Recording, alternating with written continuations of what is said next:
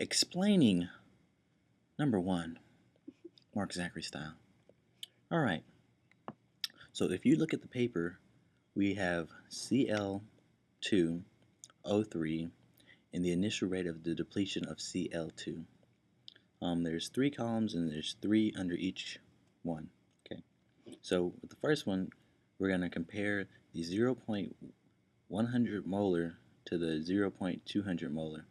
So we're going to compare that on the Cl.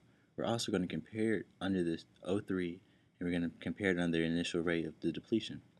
If you look at it, the first one is 0.10 and it goes to 0.20. So that's increasing by times 2. If you look at the next one, it's 0.100 and 0.100. So that's the same thing, so it doesn't count. And now the next one is 2.5 times 10 to the negative 3 moles per second. And under that is 1.0 times 10 to the negative 2 moles per second. What we're going to do is put this in the calculator.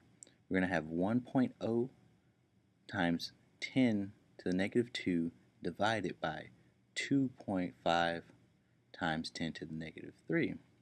What we come out with is 4. So if we compare the times 2 and the times 4, it's clear that it's second order because it's squared. So that's the first one. Now we're going to compare the other one. We're going to compare the 0.100 mole to the 0.100 mole underneath the Cl2. That's the same thing. We're also going to compare the 2.5 times 10 to the negative 3 and another 2.5 times 10 to the negative 2. 3, I'm sorry. That's the same. Now if we look at the other one under O3, it's 0.10 compared to 0.200.